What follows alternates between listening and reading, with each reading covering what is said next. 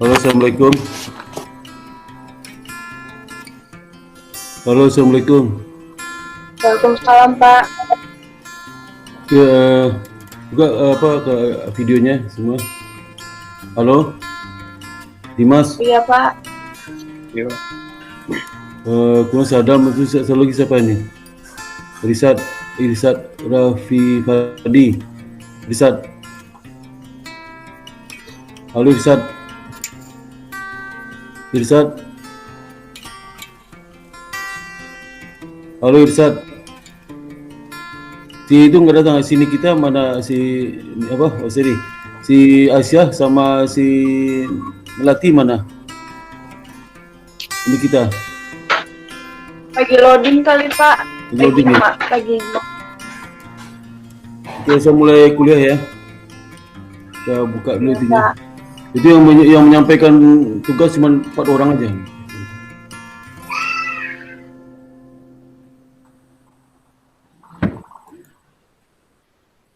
Ya, kelihatan belum? Halo? Belum, Pak. Belum ya? Bentar. Udah, Pak. Udah kelihatan udah? Kelihatan, Pak. Udah ya? Udah kelihatan udah? Oke, Udah, Pak. saya masuk lagi.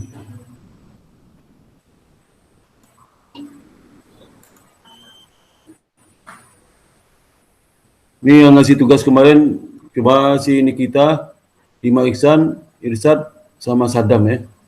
Jadi nggak ada ngasih tugas. Kemudian juga nanti tugas chapter berikut 13 ini ya. Nanti sudah bisa lihat di chapter di PowerPoint ini sudah saya upload di Google Classroom ya. Oke, kemudian hari ini kita mulai kuliah mengenai chapter 13 ya, 13. Itu kapan mulai UAS-nya? Halo? Kayaknya Senin, sih. Apa? Kayaknya Senin. Senin besok ya? Iya, kayaknya. Berarti ada satu pertemuan lagi kita belum ada ya, karena hari libur ya? Halo? Iya, Jadi kita Pak. nanti ada kita kuliah pengganti ya? Halo? Iya, Pak. Hari apa, Pak? Kuliah penggantinya hari Sabtu aja ya? Pagi, Pak. Pagi ya, pagi jam 8 ya? Halo? Halo? Iya, Pak. Iya, Ini Pak. 1 jam 8 ya. Saya sebentar saya tulis dulu di Google Classroom ya. Google Classroom sebentar.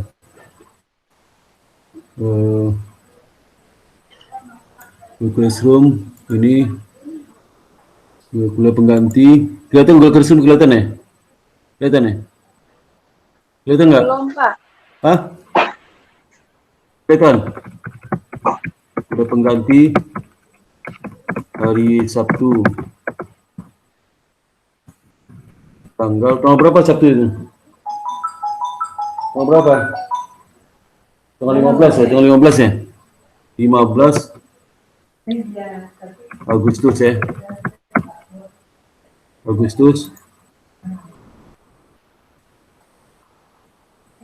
Agustus 2020 ya? 10. Kita review ini ya, review persiapan UTS ya, persiapan UAS. Persiapan UAS ya. Jamnya jam 8 sampai dengan jam 12 ya. 12.30 WIB ya. WIB.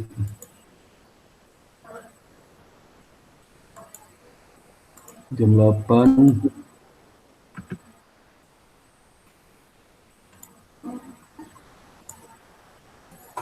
Sudah sumberkan di itu ya di Google Classroom ya.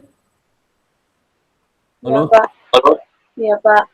Sekarang saya masuk ke ini. Kelihatan materinya. Halo, materi kelihatan nggak? Kelihatan, Pak. Halo? Halo? Iya, kelihatan. Ada suara sih. Halo? Iya, Pak. Iya, kelihatan, Pak.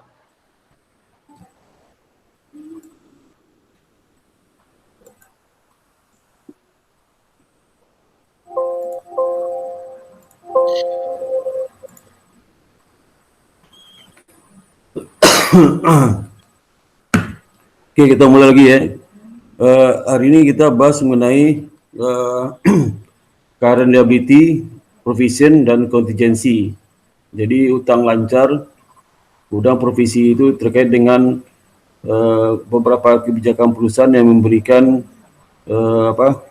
komitmen terkait dengan penjualan barang dagang ya. Jadi seperti misalnya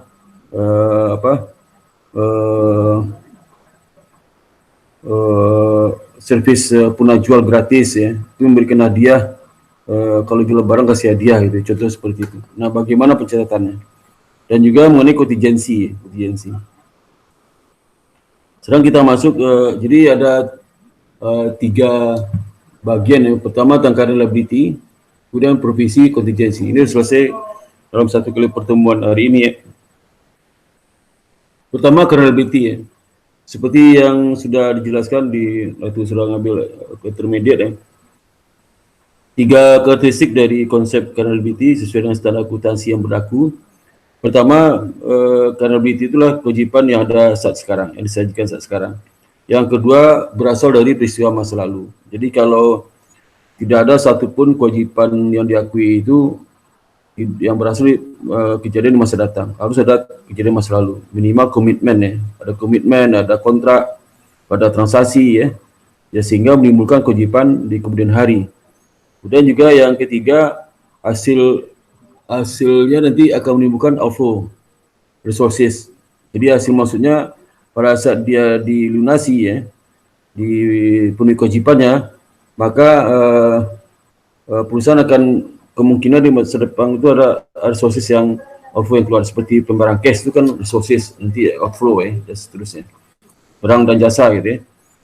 Nah, liability laporkan 2 kondisi yang ada saat ini. Pertama, liability diperkirakan akan dilunasi di dalam operasi normal, dalam siklus operasi normal perusahaan, atau di liability dia akan diperkirakan dilunasi dalam 12 bulan dari tanggal sekarang. 12 bulan. Jadi mana lebih panjang ya, lebih panjang ya. Lebih panjang. Jadi bisa saat satu siklus normal operasi atau pada saat kurang 12 bulan, malah lebih panjang. Kalau seandainya siklus operasi perusahaan itu lebih lama daripada 12 bulan, misalnya 15 bulan, maka kriterianya adalah liability akan lunasi dalam jangka waktu kurang dari 15 bulan. Tapi kalau seandainya siklus operasi normal 7 bulan, maka dipakailah yang panjang adalah 12 bulan, maka maksimal dibayar selama 12 bulan ke depan. Kemudian tipikal karena liability lah seperti misalnya account payable ya. Jadi ini jenis dari liability. Kedua, notes payable. Yang ketiga, current maturity of long term debt. Jadi utang jangka panjang di tempo kurang setahun. Kemudian short term obligation expected to be refinanced. Jadi ada beberapa kewajiban jangka pendek yang akan diperpanjang ya, lebih dari setahun, sehingga dikonversi ke dalam akan ini dikonversi jadi utang jangka panjang, atau utang jangka panjang yang akan dilunasi dalam 3 tahun ini. Dan juga 5, dividen payable, utang dividen. Saat pengumuman kewajiban, saat pengumuman dividen diakui sebagai utang dividen.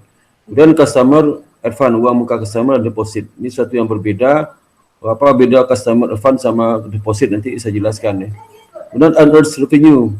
Jadi apabila perusahaan terima cash tapi belum menyerahkan barang dan jasa, maka ada unearned revenue, pendapatan diterima di muka. Kemudian juga yang ke-8, sales and value added tax payable. Jadi ini terkait dengan pajak PPh badan dan terkait juga dengan PPN ya, PPN. Dan juga yang ke-9 income tax payable, pajak penghasilan. Jadi ini yang 8 PPN ya, PPN. Yang 9 pajak penghasilan. Yang 10 SPOE related liability. Jadi ini terkait utang kepada karyawan ya. Kemudian juga kita lihat satu-satu apa disebut account payable ya. Payable atau disebut juga trade accounts payable ya. Jadi ini selalu dimiliki kepada terkait dengan pembelian barang dan jasa dengan kredit ya. Pembelian barang dan jasa. Jadi kalau pembeliannya bukan barang dan jasa atau core bisnis perusahaan, maka itu bukan account payable ya, tapi mungkin utang jenis utang lain ya. Kemudian term lag between yang terima servis atau perolehan dari suatu aset and payment for them ya. Jadi kemudian juga ini term lag-nya di antara penerimaan jasa dengan pembayaran ya. Itu term lag-nya. Dan sepersyaratan 2010 N30 atau 1/10 atau OM, end of month ya, of month. Jadi biasanya di periode standard kredit secara umum adalah 30 sampai 60 hari. Jadi N-nya 30 atau N60. 20/10 itu diskon 20%, lama waktu masa tenggang diskonnya adalah 10 hari. Kemudian notes payable. Notes payable adalah suatu janji tertulis, written promise untuk membayar jumlah uang tertentu pada tanggal tertentu di masa datang. Ya. Ini muncul dari pembelian, jadi bisa saja bukannya dari pembelian barang dan jasa saja, juga dari pembiayaan berhutang ya kepada bank dan transaksi lainnya. Kemudian juga WSL itu dikelompokkan sebagai short term atau long term. Jadi ada WSL short term atau long term. Kalau short term itu biasanya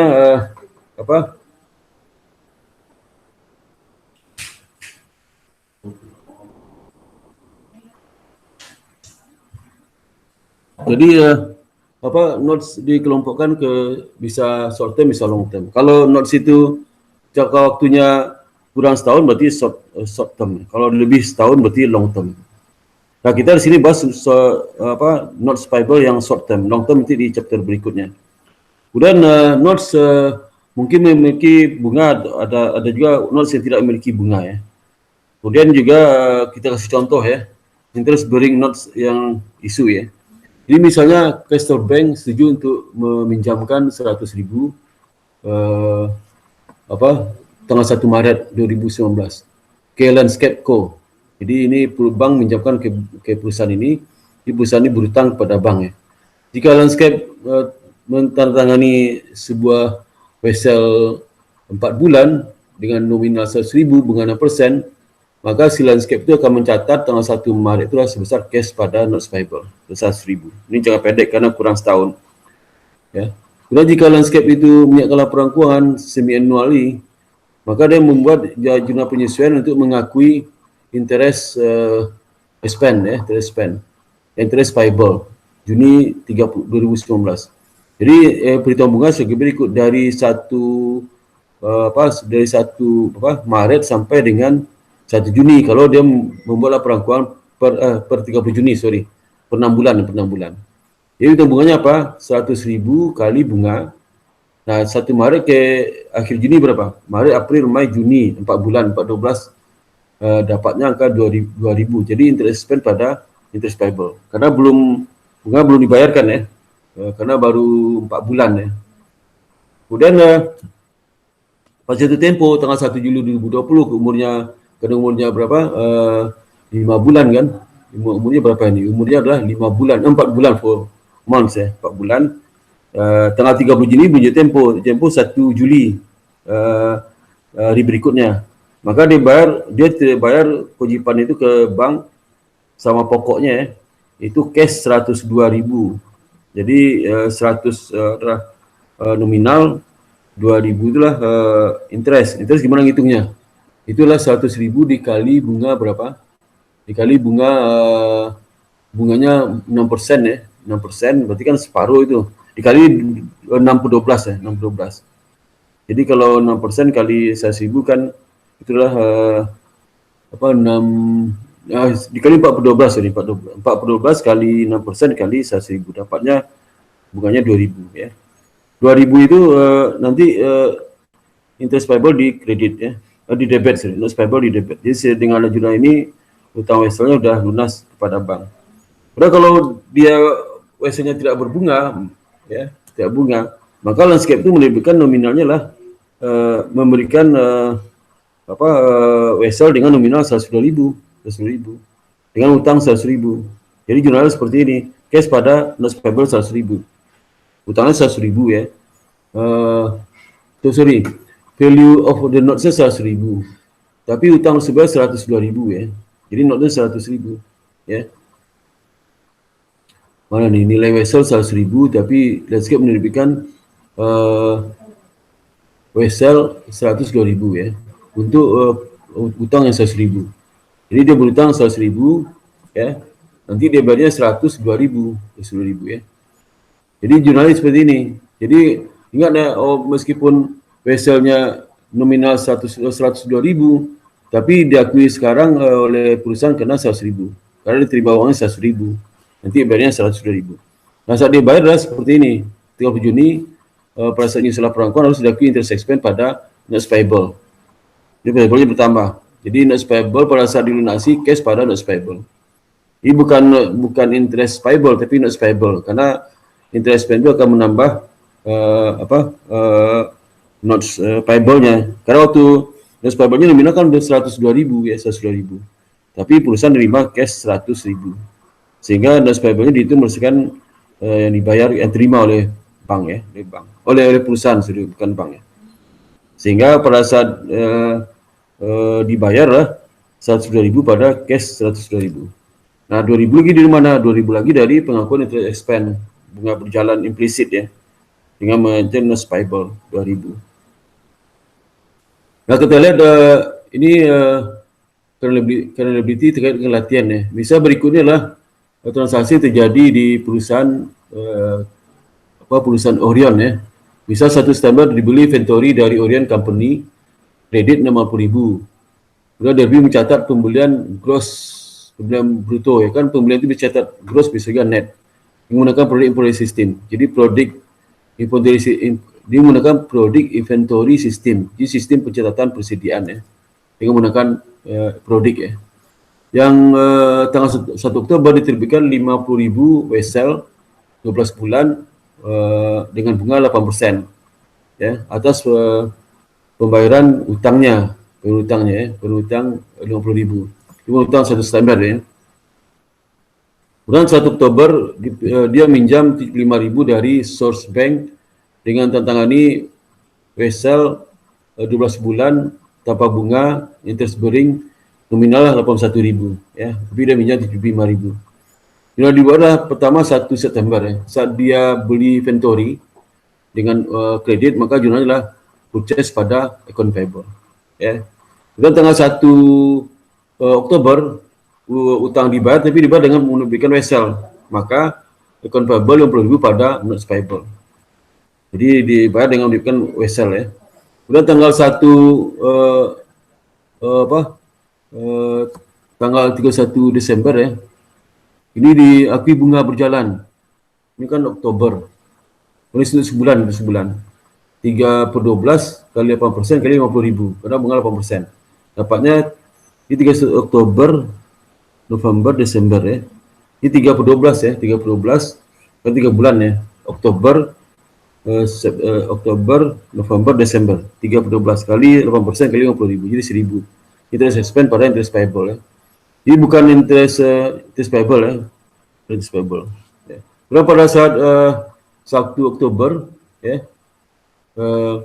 ini dia menentangani apa? Wesel itu. Jadi setelah perhatikan ya, 1 Oktober itu kan account payable 50.000 ya, interest payable 50.000. Kemudian lagi bunga berjalan ya, 1.000. Bunga berjalan ini bunga berjalan yang dari 1 Oktober sampai akhir Desember. Kemudian tanggal 1 Oktober ya, dia pinjam 75.000 dari Source Bank yang tangani 12 bulan wesel zero interest bearing 41.000 vesselnya. Maka jurnalnya adalah pertama 1 Oktober terima cash ya, 75.000, not payable ya, not payable. Dan pada akhir Desember dicatat bunga berjalan itu expand pada not payable. Jadi pada not payable. Ya, kalau dia bukan vessel berbunga ya, bukan tanpa bunga, ini kan tanpa bunga, itu catatnya mengaki bunga itu berapa interest payable ya, interest payable. Tapi ini kalau berbunga, tapi kalau nggak berbunga vesselnya saat mengaki bunga berjalan di kredit apa not payable, kreditnya not payable. Yang nominal karena nominal 81.000 dia terima uang 75.000. Nanti not payable itu akan bertambah terus saat pengakuan bunga ya. Nah, ada berikutnya ketiga current liability yang jatuh tempo kurang setahun. Jadi porsi dari kewajiban atau mortgage notes atau bond atau utang jangka panjang lainnya ditempuh dalam kurang setahun ke depan ya. Jadi itu dikeluarkan dari kelompok long term debt maturity. Jumlah yang akan ditempuh kurang setahun ke depan itu. Jadi misal contoh lah seperti ini ya. Misal contoh ya, ini ada contohnya. Misalnya perusahaan itu berutang jangka panjang obligasi misalnya ada 3 juta ya. 31 Desember 3 juta ya, tahun jangka panjang obligasi 3 juta. 31 Desember 2020 gitu. Nah 1 juta lagi di tempo tahun depan. Maka di pelaporannya di keuangan di neraca tidak ada jurnal ya, cuman pelaporan aja. Di neraca itu di 1 juta yang jatuh tempo setahun ke datang itu dimasukkan di current liability. Sisa 2 juta dimasukkan kelompok non current liability ya. Itu maksudnya. Kemudian kalau short term ya, kewajiban jangka pendek short term obligation yang diperkirakan akan di refinance atau diperpanjang ya, nggak jadi setahun lagi, maka dipindahkan ke hutang long term liability ya. Ini contoh seperti ini ya. Di short term ke long term ya. Kemudian dividend payable itu adalah saat pengumuman dividen maka perusahaan akui ada utang dividen ya. Jadi contohnya seperti misalnya karena di dalam pengumuman dividen ada 3 tanggal, pertama tanggal pencatatan registrasi, ya tanggal pengumuman, tanggal pencatatan sama tanggal pembayarannya. Nah saat di tanggal pengumuman kan belum dibayar tuh, maka dibuat jurnalnya lah saat pengumuman dividen itu debitnya lah dividen pada utang dividen.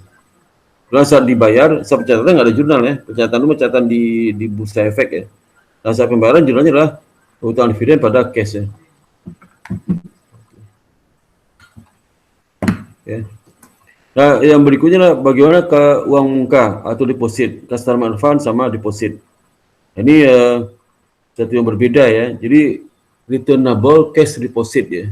Jadi kalau returnable cash deposit diterima dari customer dan employee di karyawan ya. Returnable cash deposit. Jadi ya mungkin bisa dikelompokkan sebagai current non current liability. Kalau seandainya kalau akan dikembalikan kurang setahun ke depan masuk current liability. Tapi kalau akan dikembalikan kurang lebih dari setahun maka non current liability.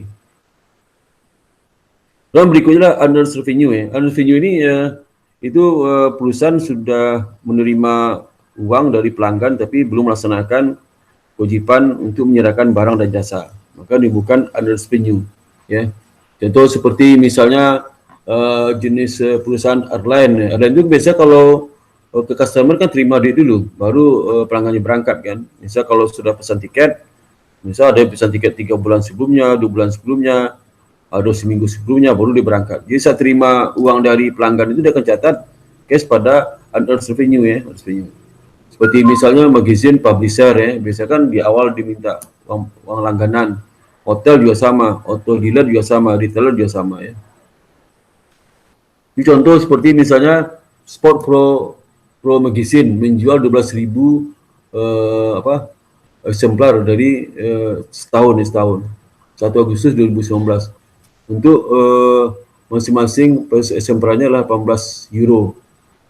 Bisa juga jurnal untuk 1 Agustus 2019 ya.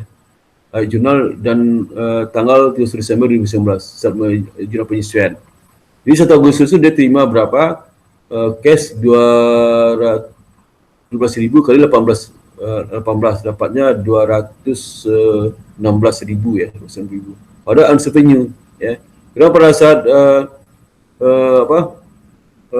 saat dia buat jumlah penyesuaian, misal dari jumlah yang 216.000 dari 12 sampel sudah dikirim berapa? Sudah dikirim misalnya diakui berjalan ya. Diakui berjalan itu setahun. Jadi kalau 1 Desember kan 1 Agustus sampai akhir Desember kan 5 bulan. Berarti 5 kali uang muka 216.000. 90.000 diakui revenue-nya.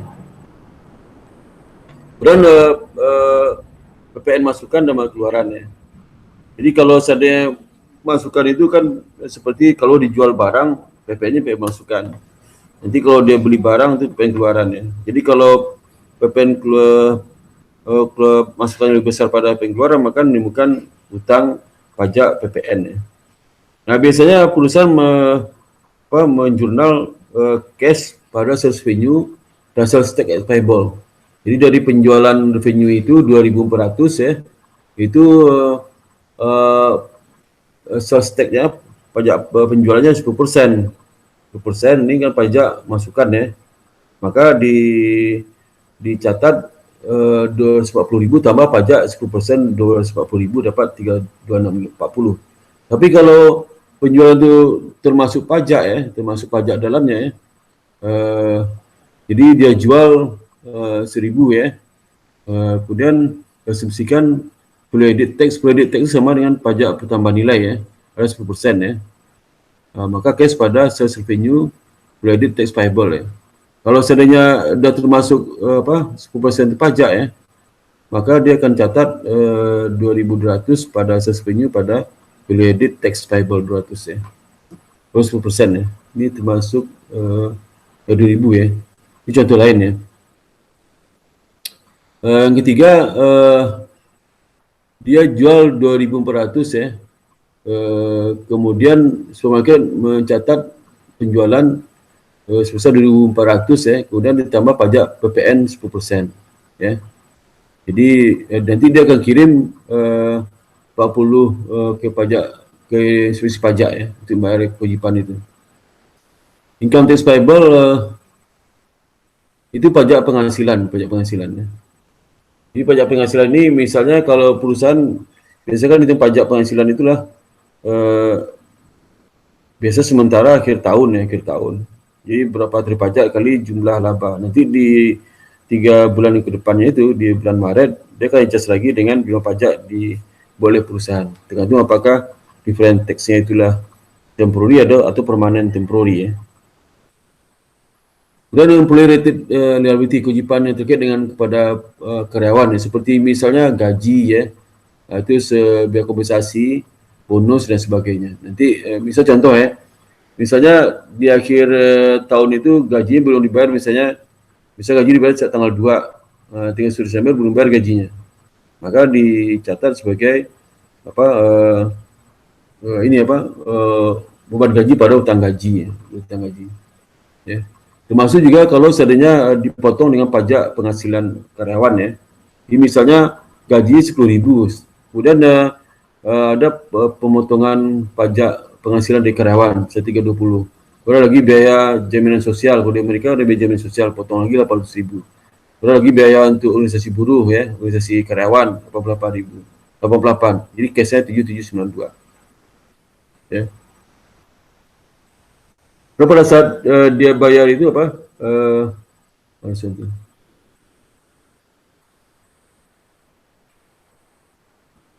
jadi bisa asumsi di akhir minggu gajilah 10.000, tergantung social security tax 8%. Guna income tax withholding 1320. Kemudian 88 itu telah dikurangi. Perusahaan mencatat employee payroll tax sebagai berikut. Payroll tax spend social security pada social security itu masuk kepada payroll tax expense. Kemudian compensating absence, karena terkait dengan kompensasi absen kehadiran, maka perusahaan akan bayar absen. Ini ada kompensasi kalau dia tidak hadir, tapi tidak hadir karena vokasi, liburan, sakit, dan usaha hamil dan sebagainya, itu kecelakaan ya. Jadi vested right, dia hak yang diberikan hak tambahan di luar gaji ya. di mana hak kenikmatan diterima oleh karyawan itu luar gaji, ya, itu. Nanti ada akumulasi right-nya, haknya itu akumulasi, kemudian juga non-accumulating rights, ya. Ini tidak di carry forward, jadi hanya bisa digunakan untuk berjalan, kalau nggak digunakan dia habis, ya. Ini misal contoh, ya, Pemutaran MV mulai operasi 1 Januari 2019, ya. Dan perusahaan bekerjakan 10 karyawan, ya, dan bayar masing-masing 480 per minggu. Karyawan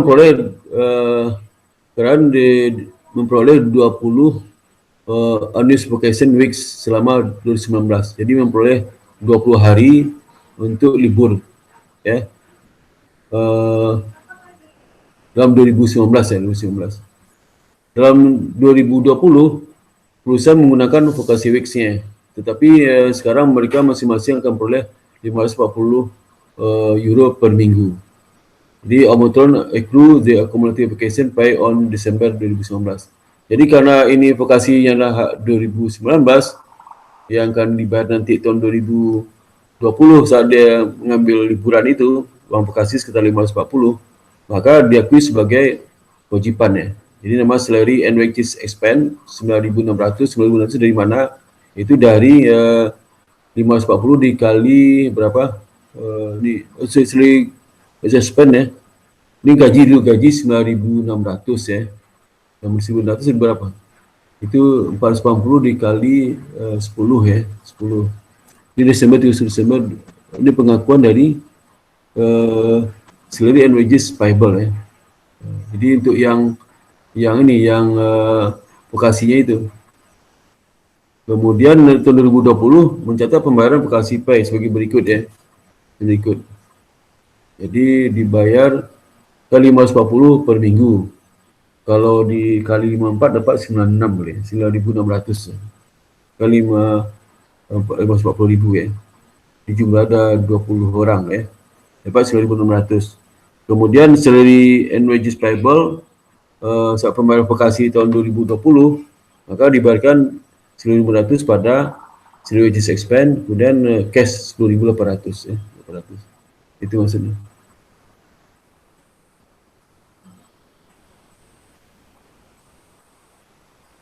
Kemudian profit sharing and bonus plan, ya. Profit sharing bonus plan itulah kalau pembayaran tertentu atau kepada karyawan tertentu ada ke seluruh karyawan ketambahan terhadap ketentuan regular gaji dan penghasilan, ya. Bonus dibayarkan contoh seperti bonus dibayarkan diakui sebagai operating expense.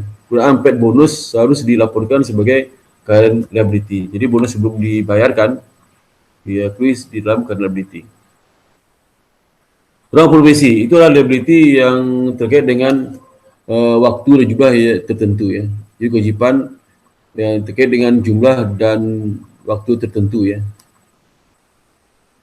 Jadi misalnya contoh, ya, perusahaan itu ada komitmen sekarang kepada customer. Nanti suatu saat nanti dia harus bayar atau memenuhi kewajibannya dalam bentuk apa. Itu kapannya, di jumlahnya berapa belum pasti. Belum pastikan. Dia uncertainty, nggak pasti, ya. Kalau yang kewajiban lain kan pasti itu. Berapa dibayar? Bisa kalau saya beli barang ke customer, ke supplier 10.000, terima barangnya, bawahnya belum saya kasih, kan nanti pasti bayar 10.000. Tapi ini enggak. Kita bisa jual barang, ya. Dijanjikan karyawan nanti kalau rusak saya perbaiki. Nah, sehingga komen itu akan saya lakukan kalau dia rusak. Nah, yang berapa rusaknya kan nggak tahu. Berapa biayanya belum tahu juga, karena setiap kerusakan itu kan tergantung pada biaya perbaikan saat dia rusak itu. Maka itu disebut dengan profesi lah is liability or uncertainty timing or amounts, ya, itu maksudnya. Dan dilaporkan sebagai current non-current liability, ya, current non-current liability. Dan tipe umumnya sebagai berikut, ya. Kewajiban yang terkait dengan litigation, ya. Ini contohnya, ciri-cirisnya profesi itu kewajiban terkait dengan litigation, proses pengadilan, ya. Misal klaim terhadap tanah, aset dan sebagainya, proses pengadilan. Kemudian warranty atau produk warranty. Jadi warranty atau produk warranty, ya. Jadi kalau warranty ini seperti misalnya ada memberikan suatu gift kepada customer ya. Kalau produk garansi adalah jaminan produk, misalnya jaminan servis, jaminan rusak, ganti komponen gratis dan sebagainya. Dia bisa restructuring ya. Jadi juga sama. Beda. Restructuring itulah sisi bisnis. Ini saya jelaskan apa restructuring ya. Kemudian environmental demands. Jadi ini kewajiban untuk memulihkan lingkungan karena perusahaan ini bisa perusahaan tambang misalnya. Kemudian perusahaan micro expand dan terkait dengan liability atau profesi hanya jika termenuhi 3 kondisi sebagai berikut ya. Jadi bisa dia melakukan pengakuan hutang terhadap profesi itu dengan kondisi sebagai berikut. Pertama, perusahaan memiliki present obligation, jadi obligasi sekarang ya, legal atau konstruktif sebagai hasil dari peristiwa masa lalu. Ya. Yang kedua adalah kemungkinan bahwa outflow dan kemungkinan probably atau outflow. Jadi kemungkinan terjadinya adanya outflow ke resources oleh perusahaan kepada pihak ketiga itu terkait dengan pembayaran pihak ketiga. Ada probably kemungkinan. Berapa probably? Apa 70%, 30%, 60% ya, kemungkinan perusahaan akan bayar ya. Dan yang ketiga, the liable estimate can be met. Jadi kehandalan dari estimasi itu bisa dilakukan, bisa diperkirakan lah.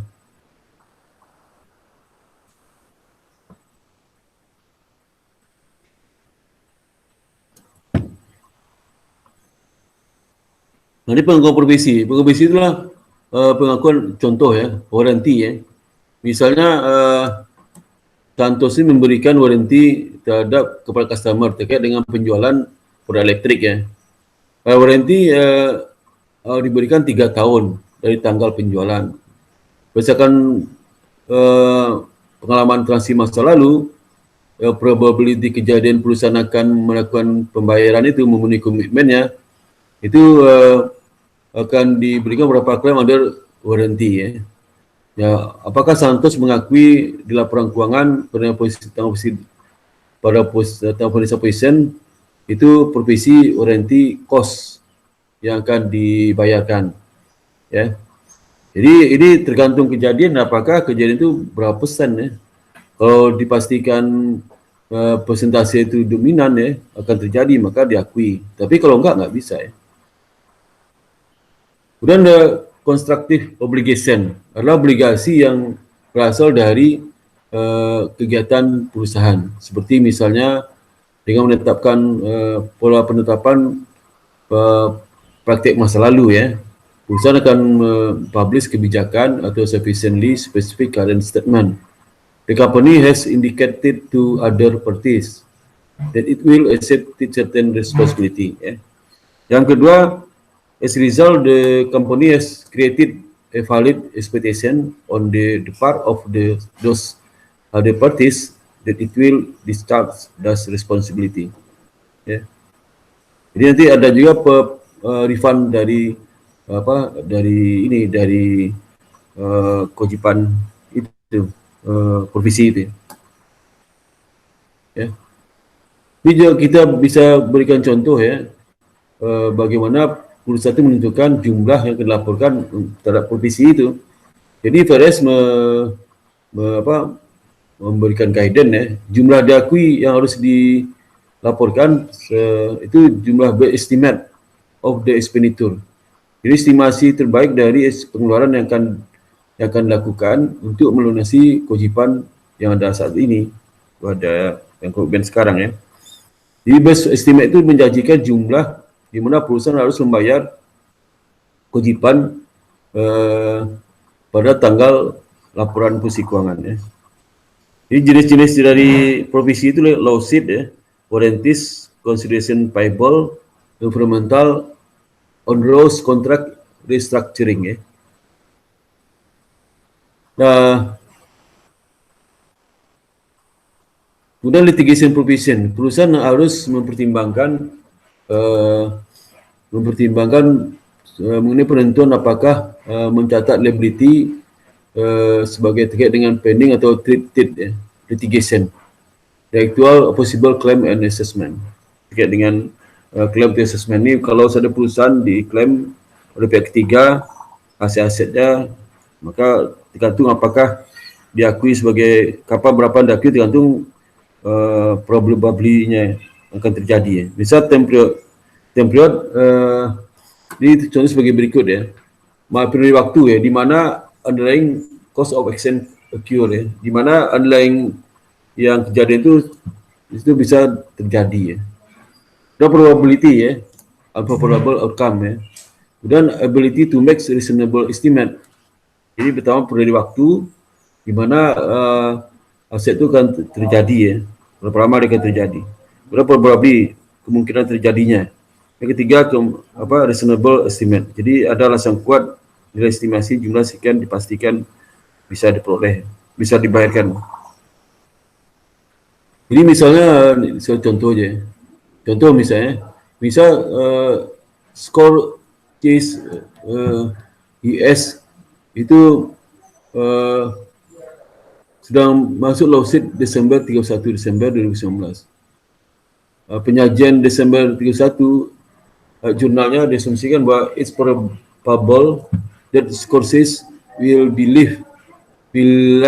liable for 800,000 ya. 900 ya. 900,000 hasil dari suit ini. Jadi yang pertama saya ingat jurnal yang B saja jurnal 3 Desember. Jadi jurnalnya loss ya 900,000. Kemudian karena lawsuit liability ya. Jadi perkirakan kemungkinan akan terjadi. Jurnal menimbulkan liability ya. Kewajiban bagi sources ini, source itu. Dan pada saat perusahaan itu asumsikan no entry necessary. The loss is not occur because it is not probable the liability has been incurred at 30 Desember 2019 ya. Dia ada jurnal diperlukan untuk butir B itu ya. Kemudian nanti provisi ya.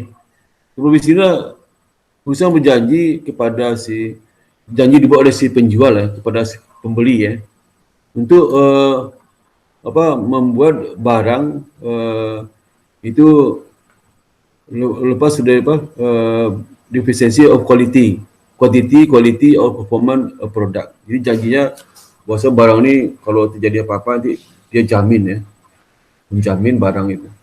Jadi jika probable bahwa customer akan mengklaim warranty itu dan perusahaan secara reasonable bisa memperkirakan berapa biaya akan dilakukan untuk klaim itu, maka perusahaan harus mencatat sebagai expense.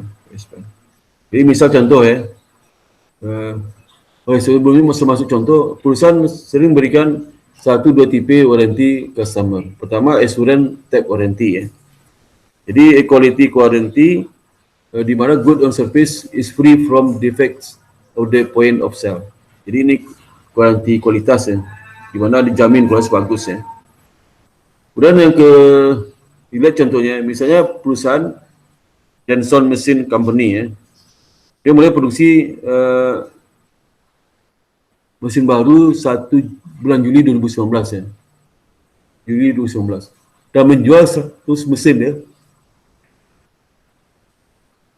Seharga 5.000 cash ya. Sampai akhir tahun ini.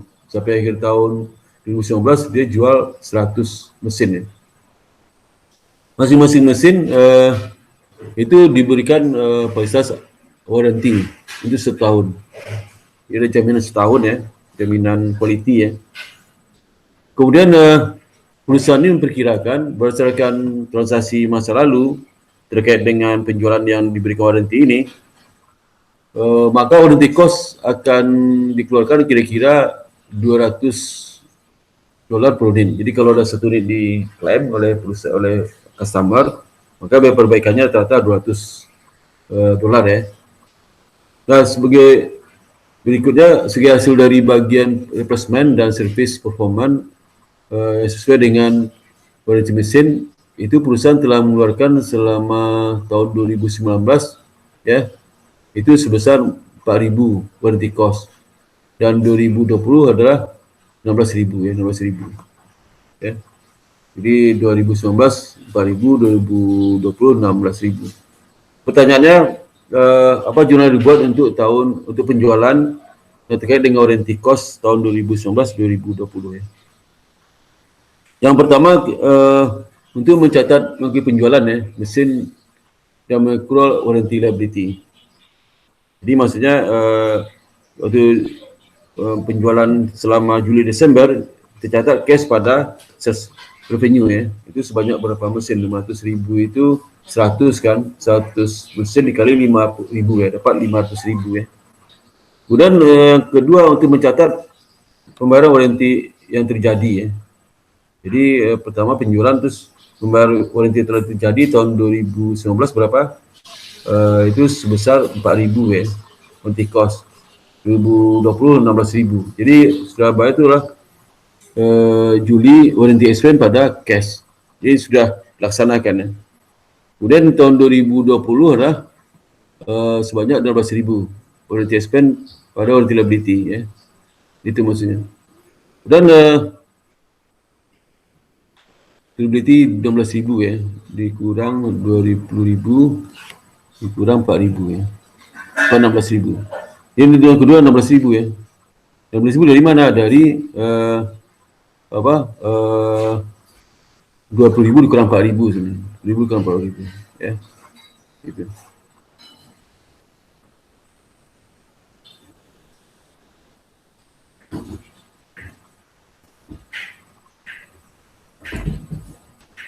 Jadi kalau kita lihat kalau penjualannya 500.000, pengalaman masa lalu gimana? Pengalaman masa lalu di mana biaya warranty cost kan 200 per unit ya, 10 unit. Dan ini yang sudah dilakukan selama 2019-2020 ya, 2020.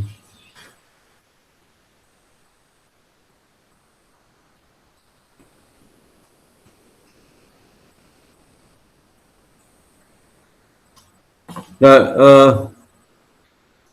mencatat estimasi. Jadi tiga itu mencatat estimasi untuk warranty ya, expense. Jadi kita tahu income statement for semua melaporkan sales revenue 500.000 dan warranty expense lah 20.000 ya, 20.000. Sehingga di tahun 2019 itu dia akan akui ada warranty expense pada warranty liability sebesar 20.000 dikurang 16.000. 16.000 itu sudah 20.000 kurang 4.000 sudah lakukan pembayarannya. Sisanya belum kan? Sisanya 16.000 belum diakui pembayaran. Maka punya penyesuaian warranty expense pada warranty liability ya. Liability. Itu maksudnya. Kemudian kedua service type warranty ya. Yang kedua lah service type warranty. Ini standard warranty on the product ya. Additional cost. Jadi kalau tadi kan dia menjamin quality ya. Nah, kini service. Jadi misalnya kalau dia jual produk Toyota misalnya, saya beli mobil di Toyota, maka kan dua jenis tuh. Pertama, kalau rusak selama 2 tahun, ganti komponen gratis ya. Yang kedua servis yang gratis ya, servis gratis. Contohnya ya. Nah, contoh seperti ini. Ini kalau servis gratis ya. Kalau tadi kan spare part gratis kalau terjadi kerusakan barang selama 2 tahun ke depan ya, diperbaiki itu. Nah, jadi misalnya Anda beli sebuah otomobil dari Hamlin Auto 30.000 tanggal 2 Januari 2019. Hamlin memperkirakan, Hamlin ini yang si produsen ya, yang dealer ya. Hamlin memperkirakan bahwasanya insurance type warranty cost. Jadi insurance type warranty cost apa? Insurance itu yang apa? Yang menjamin kualitas ya. Itu di otomobil itulah 700 euro ya. Dia akan bayar perbaikan untuk tahun pertama 36.000 mile ya, atau 3 tahun mana lebih pendek ya. Jadi mana lebih dulu ya. Jadi kalau misalnya jaminan kan 3 tahun untuk untuk ini pengganti spare part ya kalau rusak. Kalau atau 3 tahun ya. Misalnya tahun kedua udah capai 36.000, berarti terus habis. Atau sampai tahun ketiga belum mencapai 36.000. Nah, setelah 3 tahun baru capai 36.000 36.000. Maka yang sisa itu nggak dibayar karena 3 tahun maksimal kan? Atau 36.000 mile jaraknya ditempuh. Nah, kamu juga Anda juga membeli 900 untuk service type warranty. Jadi di samping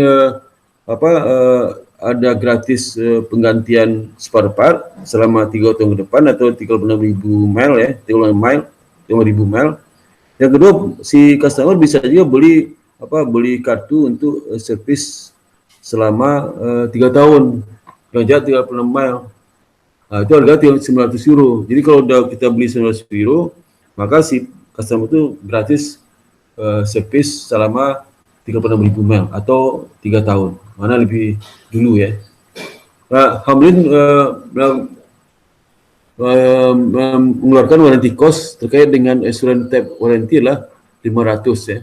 Di biaya terkeluarkan €500 2019 dan 200 tahun 2020 ya. Hamlin mencatat revenue di service type warranty mereka garis lurus ya, stack line basis ya. Gitu. Ini misalnya pertanyaan berapa jurnal harus dibuat oleh Hamlin Max tahun 2019-2022 ya. Jadi solusinya lah pertama jawabannya untuk mencatat penjualan otomobil terkait dengan warranty Januari 2019 adalah cash ya pada unearned warranty expense revenue pada sales revenue. Jadi ada dua, pertama dia jual 30.000 ya, 30.000 dari mana dapatnya? Jadi harga harga penjualan 30.000 ya. Kemudian yang kedua si customer membeli juga kartu jaminan servis selama 3 tahun ke depan, harga berapa? 900 ya. 900 itu jadi cash terima 30.000 tambah 900. Dan sales revenue 30.000 tambah 100 lebih 30.900 cash terima. Nah sisanya lah unwarranty revenue. Jadi pendapatan warranty yang diterima di muka, ya, warranty diterima di muka. Jadi pendapatan ada dua, pendapatan jaminan servis ya, dijual kartunya itu 900, jadi selama 3 tahun 30.000 udah gratis ya, udah termasuk pembayaran €900 itu. Nah, untuk catat warranty cost yang terjadi 2019, maka itu warranty expense pada cash inventory accrue payroll. Dan kemudian untuk yang jurnal penyelesaian untuk mengakui estimate warranty tahun 2020 ya, di akhir tahun 2019 sudah diakui. Kenapa? Karena itu warranty muncul 2020 adalah warranty yang terkait dengan penjualan 2019, maka diakui sebagai warranty expense pada warranty liability ya, gitu. Yang keempat, mencatat revenue yang diakui 2022 terkait service type warranty. Jadi tahun 2022 itu service warranty expense-nya 300 kan, 900 bagi 3. Jadi kan dia 3 tahun. Karena garis lurus yang revenue warranty revenue diterima muka 900 itu dibagi 3 ya, bagi 3 tahun ya. Dan pertimbangan payable ya, ini jangan lagi ya. Jadi perusahaan sering membuat pembayaran seperti profit consideration untuk pembayaran kepada customer-nya sebagai bagian dari revenue arrangement ya. Di perusahaan menawarkan premium, coupon offer, dan rebate to stimulate sales ya.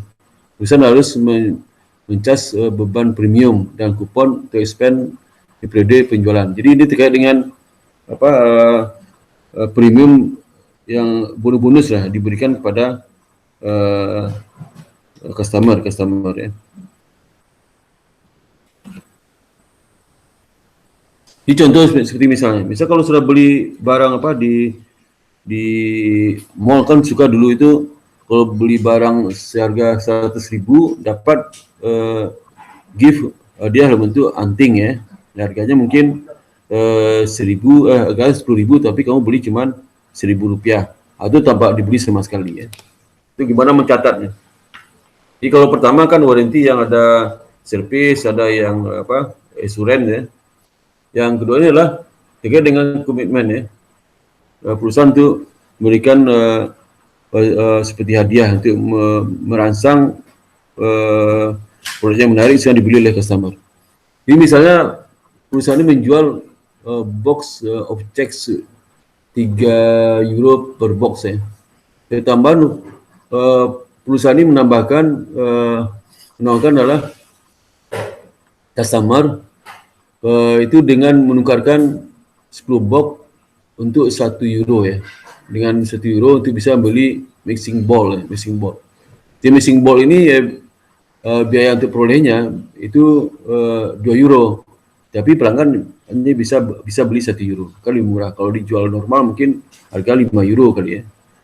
Tapi karena ini dia tarik bagi pelanggan, dikaitkan dengan penjualan check make ya.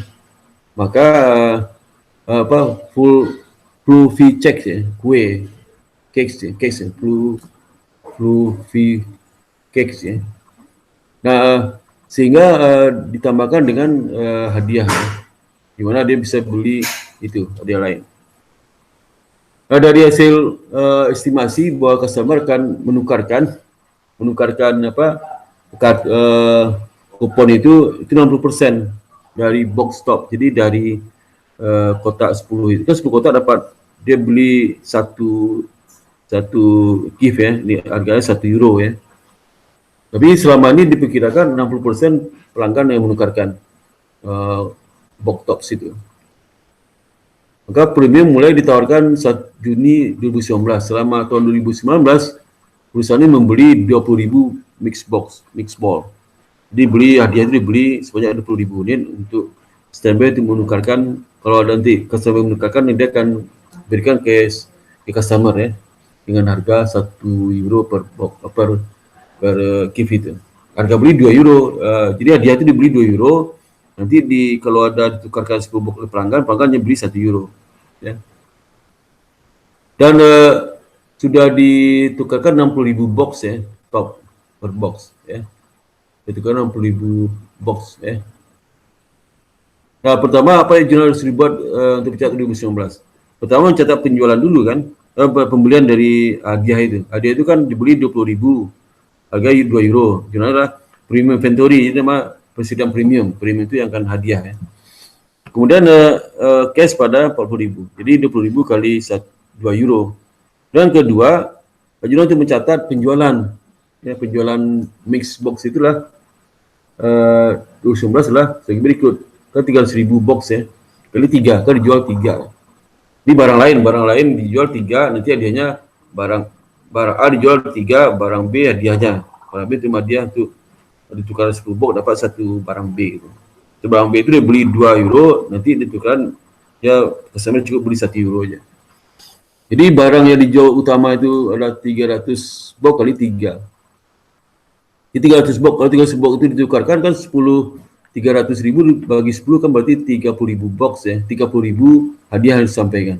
Tapi nggak semuanya yang nukarkan 60% ya, 60% ya. Nah, dalam tahun ini yang sudah ada ditukarkan 60.000 box ya, 60.000 box berarti mainan berapa? Dibagi 10 lebih 6.000 ya, bagi 6.000. Jadi 6.000 box ditukarkan, gitu diberikan 6.000 karena 10 box 1 mainan, 1 gift itu. Sehingga berapa 6.000? 6.000 kali 1 ya. 6.000 kali 1 dapat 6.000 euro. Harganya 1 euro. Jadi cash terima dari pelanggan 6.000. 6.000 dari mana? Dari 60.000 box yang ditukarkan, 10 box kan 1 hadiah itu. Dapat 6.000 hadiah harus diberikan ke pelanggan. Nah, harga hadiah itu 1 euro dibeli pelanggan. Jadi 1 euro kali 6.000 dapat 6.000 euro. Ya. Kemudian inventory berapa? Inventory kan di kredit ya. Inventory perolehnya berapa? Inventory premium itu dibeli 2 euro per unit.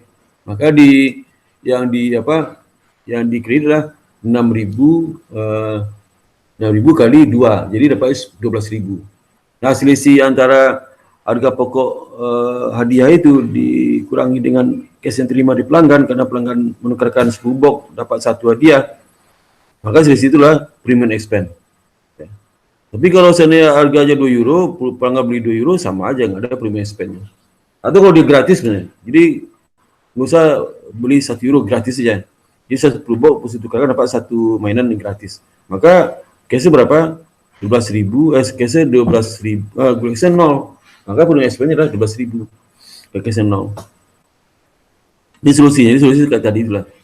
Jadi cara ngitung premium liability, bagaimana premium liability kita hitung? Kan sudah digunakan 60.000 box. Kalau estimasi kan 60% yang ditukarkan ya. 60% dari 300.000 berapa? Kan dapatnya 180.000 box ya. Kalau tukarkan jadi hadiah itu kan 10 box jadi 1, berarti 180.000 bagi 10 dapat 18.000. 18.000 karena sudah ditukarkan 6.000, sisa berapa yang mau ditukarkan? Tukarkanlah 12.000 ya, 12.000 kali €1 ya, €1. Premium SP-nya kan dapatnya apa? Harga beli 2 dikurang dengan harga tebusan dari customer 1. Jadi dapat €1. Jadi premiumnya 12.000.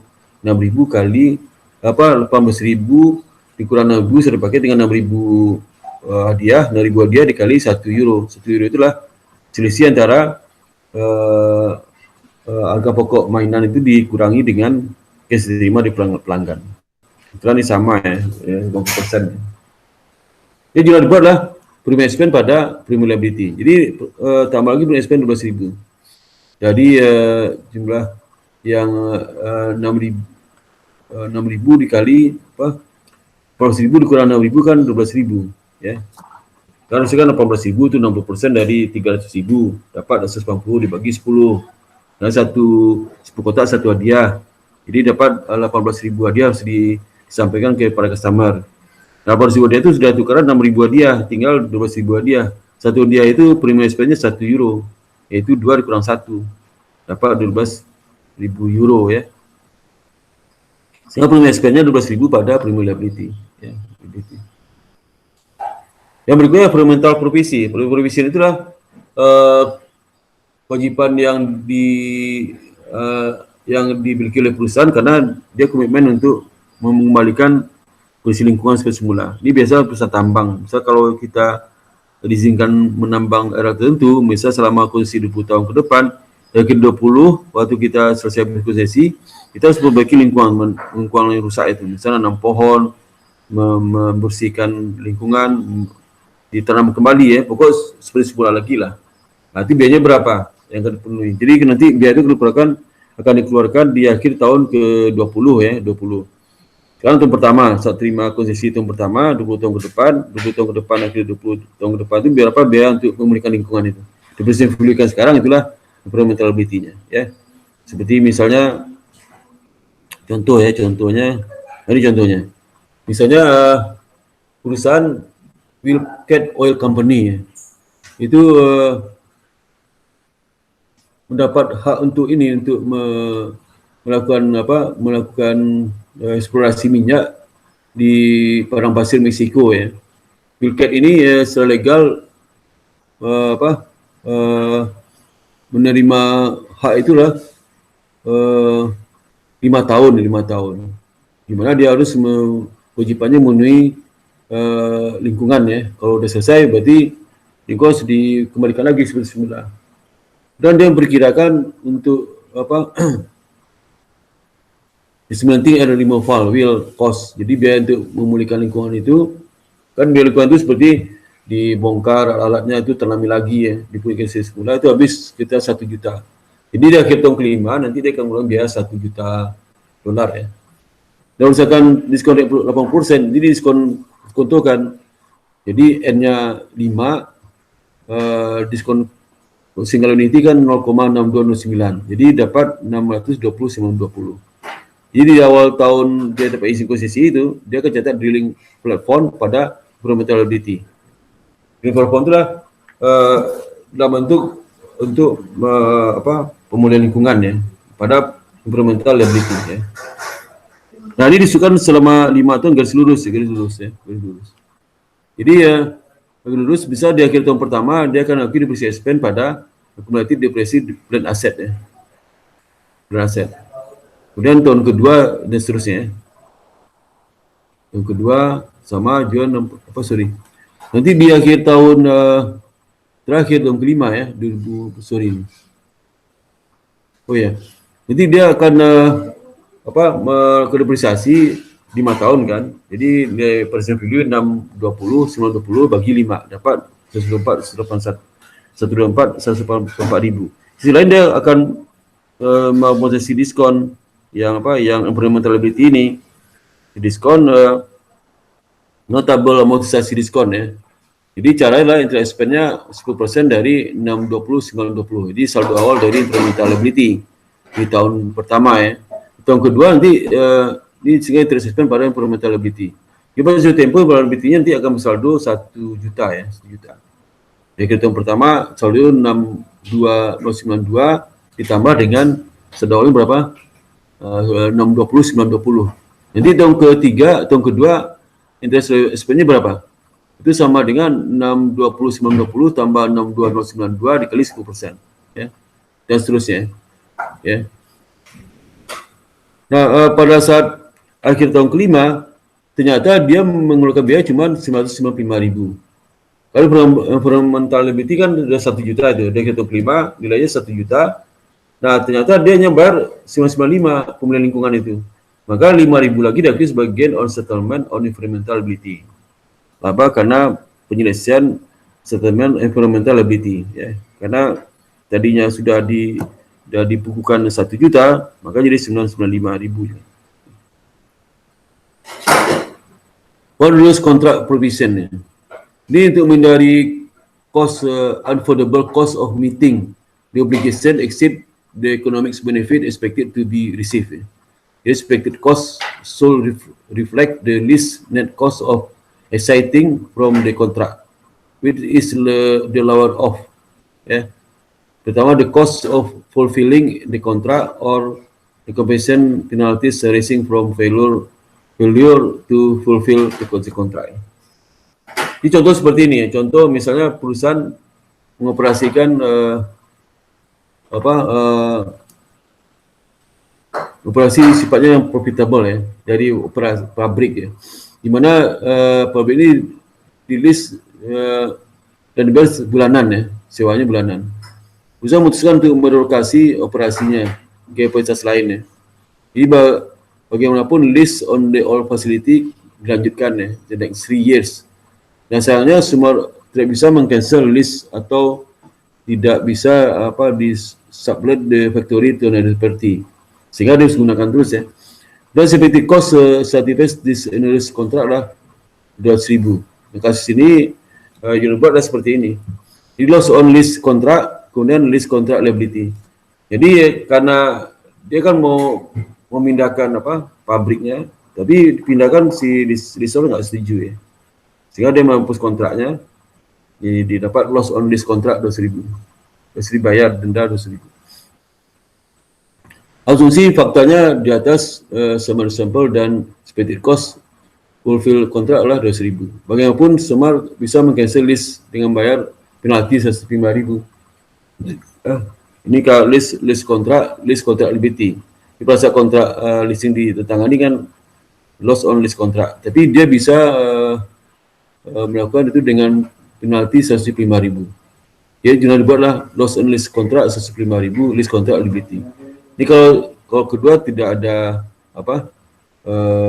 penalti 200.000, kedua penaltinya adalah 105.000. Jadi kerugiannya 105.000 ya. Lalu biaya restrukturisasi. Restrukturisasi inilah terkait dengan program di mana yang telah direncanakan dan telah dikontrol oleh manajemen dan selama teliti jadi perubahan ya terhadap kedua itu. Di skop perubahan dari skop bisnis undertaken by company, artinya jadi bisnisnya itu berubah ya. Kemudian juga bisnis aku juga mengalami perubahan juga ya.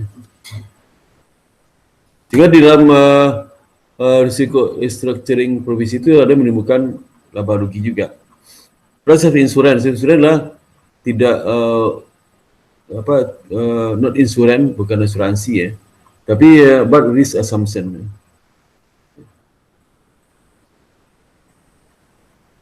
Contohnya dengan contoh ya. Nah, sekarang contingent liability ya. Liability Itu cumulativity adalah tidak diakui dalam laporan keuangan. Jadi, kalau di provinsi kan diakui. Tapi kalau cumulativity itu enggak diakui. Cumulativity itu apa? Itulah komitmen dibuat oleh perusahaan di masa lalu di mana akan terjadi pembayaran kewajiban di masa datang kepada pihak tertentu dalam jumlah tertentu dan waktu tertentu. Di kapan jumlahnya, kapan waktunya, jumlah kapan itu belum dipastikan, tidak pasti ya. Kemudian cumulativity ini tidak diakui di laporan keuangan. Karena apa? Karena tingkat probability-nya itu tidak terkonfirmasi lah ya. Possible obligation terkonfirmasi. Kalau provinsi kan bisa diperkirakan berapa probably akan terjadi itu kan tahu ya. Dan possible obligation juga jelas ya. Ini nggak jelas ya, nggak jelas. Dan present obligation di saat ini tidak bisa diukur ya. Tidak bisa berapa harus dibayar, nggak tahu ya. Kemudian juga obligasi sekarang di delivery statement-nya tidak bisa dibuat. Jadi alasan estimate itu tidak bisa dibuat. Ya. Jadi alasan kenapa jumlah sekian diakui nggak ada bisa menjelaskan ya. Contingent liability. Jadi contingent liability ini ukurannya seperti inilah. Kesimpulannya seperti ini ya. Jadi misalnya outcome virtually certain ya. Jadi probably paling tidak 90% dilaporkan sebagai liability provinsi. Jadi kalau probably kejadian dipastikan alasan kuat ya, maka diakui sebagai hutang, itu provinsi. Dan probably more like than not ya. Jadi 51 sampai 89 probably itu masih bisa diakui sebagai provinsi. Tapi kalau peristiwa kejadian akan terjadi itu di bawah 5 sampai 50%, itu tidak bisa diakui di laporan keuangan sebagai provinsi. Itu yang jadi disclose di catatan kaki perusahaan ya. Kurang 5% tidak disclose. Jadi kalau seandainya kejadiannya kurang 5%, itu tidak disclose dan juga tidak diakui di laporan keuangan ya. Jadi kalau di antara 5-5% bisa disclose, tapi tidak diakui. Jadi tidak diakui sebagai liability di laporan posisi keuangan ya. Contingent asset ya. Contingent asset itu contingent ada dua, contingent asset sama contingent liability. Contingent liability itu enggak diakui ya, tapi ada catatan aja. Contingent asset adalah kalau contingent liability itu komitmen yang dilakukan oleh masa lalu yang bisa menimbulkan kewajiban bagi perusahaan masa datang. Jumlah dan waktunya belum pasti ya. Tapi contingent asset adalah komitmen masa lalu di mana perusahaan akan menimbulkan sebagai aset dan jumlah tertentu, waktu tertentu yang belum pasti di masa datang ya. Jadi misal kemungkinan perusahaan itu akan menerima gift, donasi, dan bonus ya. Misal dijanjikan oleh pemerintah perusahaan tahun akan terima bonus ya. Tapi kan kapan diterima, jumlah berapa kan nggak pasti. Ya, nggak pasti. Misal dijanjikan oleh Pemda, nanti Bapak akan terima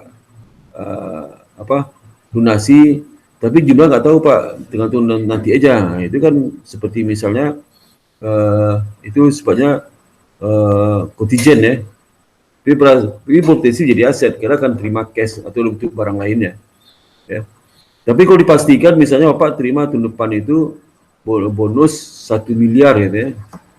Atau bantuan 1 miliar dipastikan. Nah, itu bisa diakui sekarang sebagai provinsi itu. Ya.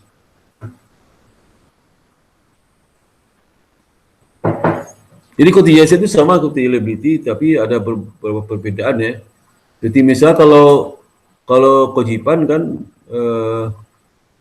51 kan paling tidak 10% jadi sebagai provinsi. Tapi kalau provinsi aset itu tidak dilaporkan ya, laporkan di financial statement ya.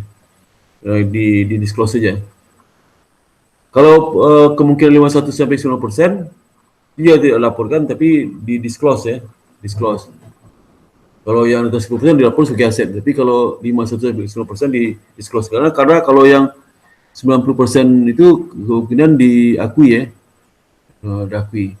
Nah kalau dulu nggak diakui ini, tapi sekarang diakui ya, diakui. Dia lebih mudah setelah di setelah akuntansi keuangan berlaku di internasional itu. Nah kalau 51-10% itu probably kejadiannya itu hanya disclose saja. Tapi kalau 5-50% itu tidak di disclose ya, no disclose requirement. Kalau ini kan disclose nih, kalau utang berapa? 50-50% no disclose juga, tidak perlu disclose ya. Itu. Jadi kalau di bawah 51% nggak di disclose ya. 1% sampai, sorry. Jadi baik utang ataupun kontijen aset ataupun kontijen utang ya, itu mana nih? Itu 5-50% disclose, kalau 5-89 diakui sebagai provisi. Tapi kalau aset bedanya itu. Ada perbedaan dengan aset, kontijen aset, kalau 90% ke atas pembelinya diakui sebagai kontijen aset di laporan keuangan. Tapi kalau 51-89% itu hanya di disclose saja. Kalau di utang kan diakui itu sebagai provisi. Kalau aset enggak. Kalau di 5-50% disclose ya. Ini kalau aset itu di disclose kalau pemilikannya 5-90% di sini. Ya. 90% ya. Di bawah 5% enggak di disclose. Disclose itu hanya 51-90%. Ya, kalau 50-50% tidak disclose. Tapi kalau utang disclose ya. Utang disclose ya. 5-50% disclose. Kewajiban. Karena ini kenapa? Ini konservatif ya, konservatif. Jadi kalau ada kemungkinan muncul kewajiban walaupun 5% diungkapkan. Tapi kalau sudah di atas 90% diakui ya. Kalau di atas 50% sudah diakui kalau kewajiban. Tapi kalau utang, kalau aset enggak, aset itu karena dia konservatif, saya makanya ngakui sebagai kontijen aset itu apabila 90%, dulu nggak diakui sama sekali ini. Sekarang masih ada diakui kalau probability kejadian 90%. Tapi kalau kejadiannya itu 51-5%, 90% diakui, tapi di bawah 5% nggak diakui ya. Kalau di utang kan 5-5% masih diakui di disclose. Udah penyajian current liability ya, presentasi analisis ini terakhir materinya. Bagaimana penyajian dari current liability ini? Jadi dilaporkan full maturity value ya, sebesar full maturity, itu boleh mengungkap present value. Jadi temponya kapan? Misal kalau dibayar utang 3 bulan lagi 300.000 ya 300.000 ya diakui. Ya. Kemudian perbedaan antara present value dan maturity value lah pertimbangan tidak material. Ya. Kalau material harus diakui ya, kalau material seperti contoh tadi kalau perusahaan terbitkan wesel tanpa bunga atas pinjaman di bank, kalau yang material diakui ya, material diakui. Tapi kalau dia bayar utang dagang ya, sekarang 3.000, nanti 3 bulan lagi 3.000, berarti tetap 3.000 ya. Ini contoh penyajian ya, penyajian liability. Kemudian terkait dengan analisis. Jadi penyajian current asset ini akan berdampak dalam analisis current ratio ya, current ratio dan asset test ratio. Jadi kalau current liability-nya tidak salah menyajikan, misalnya current liability terlalu tinggi, maka current ratio terlalu tinggi, terlalu rendah, terlalu tidak liquid ya, terlalu liquid. Misal kalau seandainya yang kedua adalah kalau sehingga asset test ratio, kalau current liability terlalu tinggi, berarti asset test ratio terlalu rendah, ya, terus current ratio terlalu rendah juga. Tapi kalau current liability terlalu rendah disajikan, misalnya harusnya 10 miliar disajikan 8 miliar, ya, itu current ratio terlalu tinggi, ya. Jadi salah menilai kondisi keuangan perusahaan, dikira nggak sakit, lupa sakit ya, sakit. Ini kan karena aset itu meningkat kesehatannya. Jadi kalau dia nggak liquid, berarti kan bisa bukan penyakit itu ya. Ini contohnya, misal kalau di contoh tadi ini, contoh yang laporan keuangan ini, misal 2014 current asetnya 24 juta ya, 2015 18 juta. Liability-nya 2014 19 juta, 2015 14 juta. Jadi kita bisa ngitung berapa current ratio tahun 2019 ya.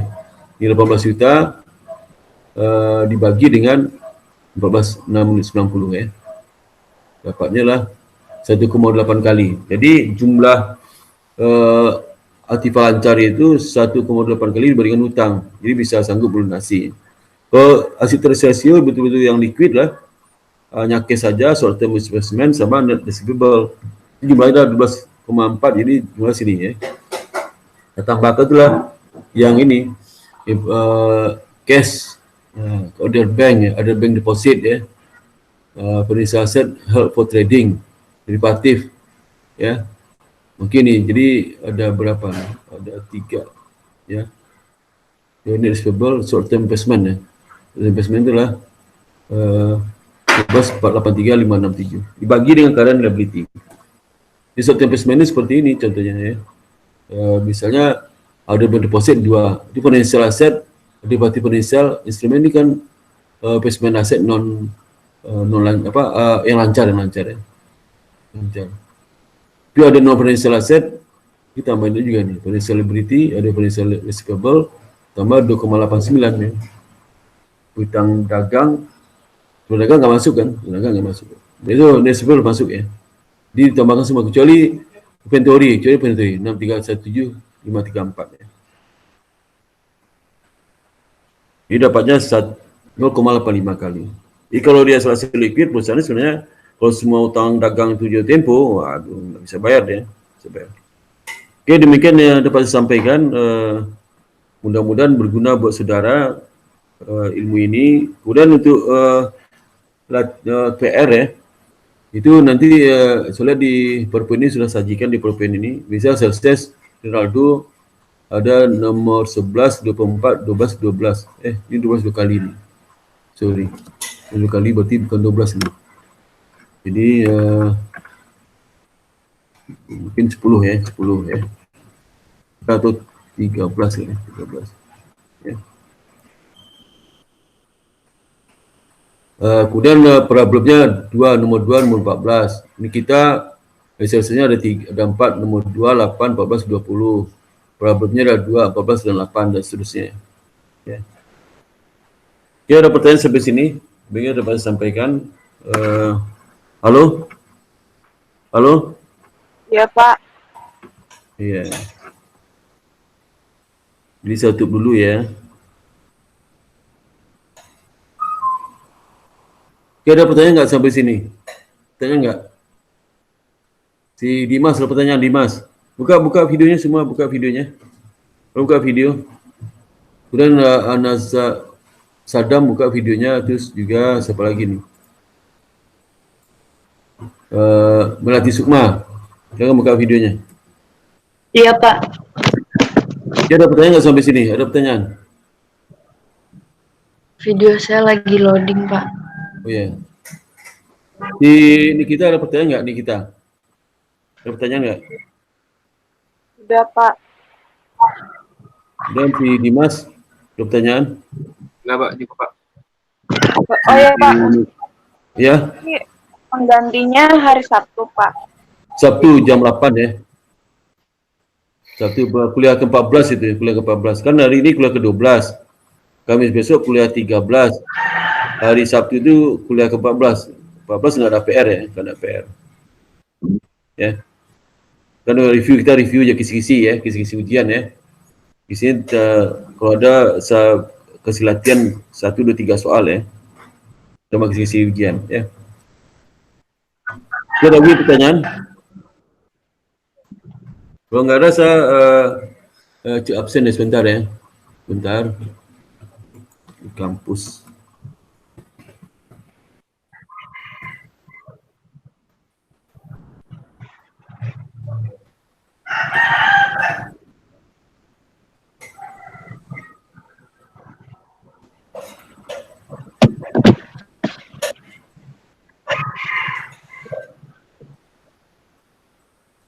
Bentar, saya apa?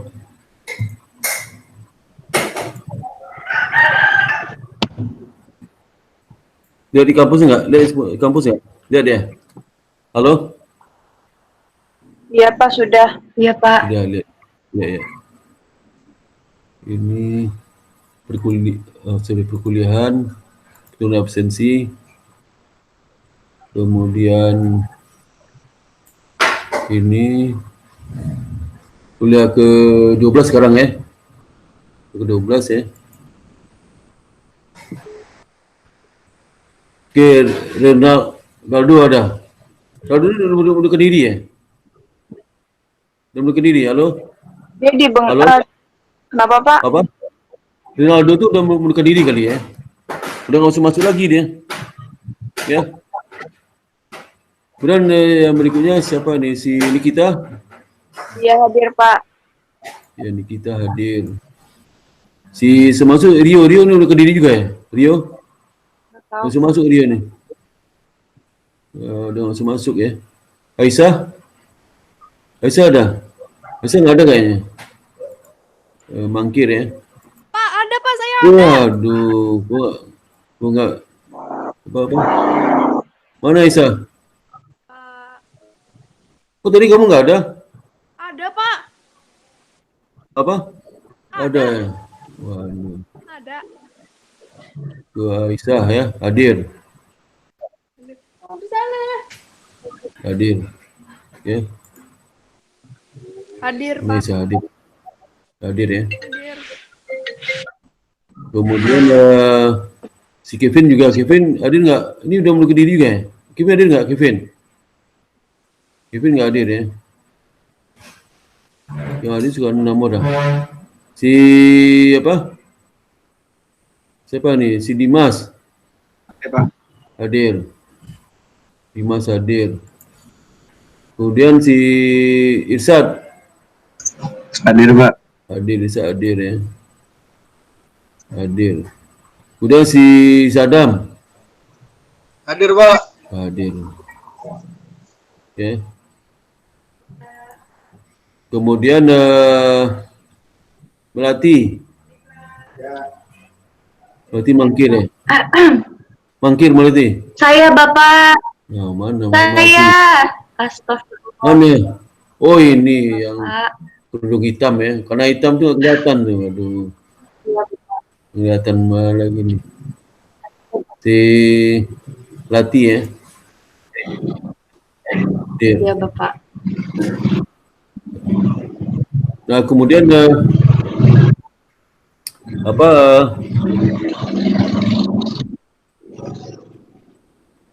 itu kada ini berapa hadir 6 ya. Nah, itu kada ada beberapa orang yang PR-nya nggak mengumpulkan ya. Hari ini ada 4 orang mengumpulkan. Si ya, Nikita ngumpul hari ini Nikita ya. Melati sama Isa nggak ngumpulin PR-nya. Kenapa itu? Saya lagi di luar kota Pak. Ya nggak ada alasan luar kota, nggak ada alasan kan bisa dikerjain. Melati, berapa ngerjain PR-nya? Videonya tuh saya bikinnya kemarin bukan kayak yang presentasi kemarin Pak. Jadi saya mau ngulang. Video apa? Salah. Video Videonya? tugasnya. Biasanya Iya. kan saya bikin Zoom. Bisa nggak? Malam saya ngerekam gitu Pak pakai HP. Terus Jadi nggak- saya mau ngulang aja jadi kayak biasanya aja pakai. Ya rekamannya kayak apa? Ya yang udah jadi kayak apa? Nggak kedengaran suaranya maksudnya? Halo? Ngerekam pakai handphone Pak. Saya maunya kayak biasa aja pakai Zoom. Ya, jangan Cuman semalam Zoom-nya nggak bisa. Oh, pakai HP aja. Jangan mepet waktunya. Jangan mepet, jangan 3 hari sebelum udah dikerjakan. Hari ini misal hari ini harus dikerjakan hari ini tuh besok. Jangan mepet waktunya ya. Iya. Tapi waktunya susah nanti itu. Ya. Ya ada pertanyaan Melati, ada pertanyaan nggak? Melati. Ada pertanyaan? Ada pertanyaan nggak? Melati. Enggak Pak. Sadam, ada pertanyaan Sadam? Hah? Enggak, Pak.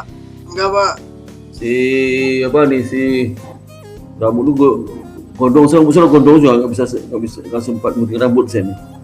Ngiri gunting rambut dulu takut kena COVID saya. Rambut saya jadi gondrong.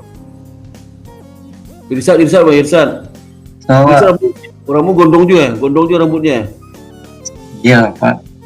Oh, saya sama Kribo, kayak pakai itu. kribo. Saya gondrong sampai Desember gunting rambut saya ini kayaknya nih. Sampai akhir tahun ini. Udah si Dimas. Pertanyaan apa? Iya, Pertanyaan. Pak. Ada pertanyaan nggak? Ada, Pak. Nggak ada? Enggak, Pak. Enggak. Si Nikita udah saya tanya tadi. Si Aisyah? Aisyah? Nggak ada Pak.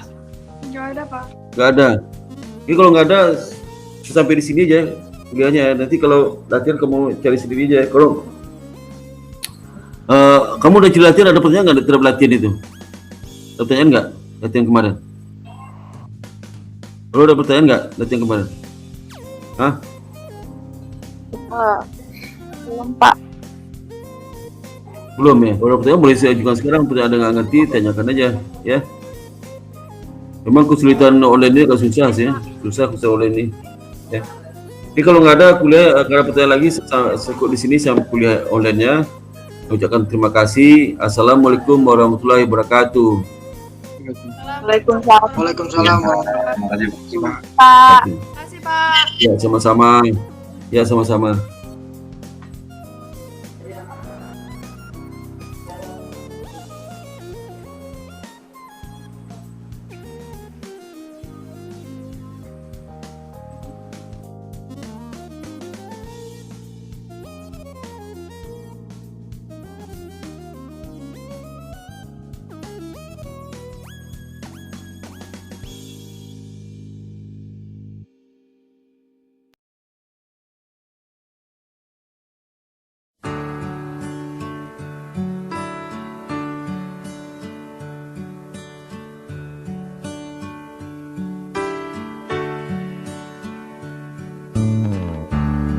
She knows when I'm lonesome, and she cries when I'm sad. She's up in the good times, she's down in the bad.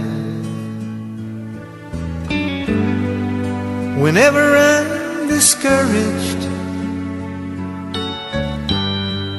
she knows just what to do. But girl, she doesn't know about you.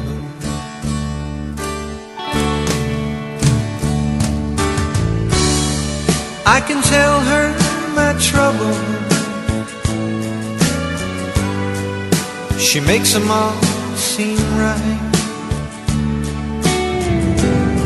I can make up excuses not to hold her at night. We can talk of tomorrow, I'll tell her of things that I want to do. But girl, how can I tell her about you? How can I tell her about you? Girl, please tell me what to do. Everything seems right whenever I'm with you.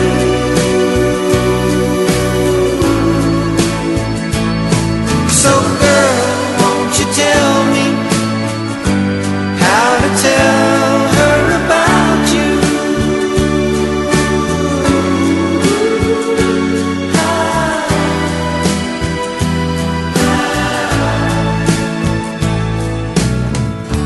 How can I tell her I don't miss her whenever I'm away? How can I say it's you I think of every single night and day? But when is it easy telling someone we're through? Oh girl, help me tell her about you.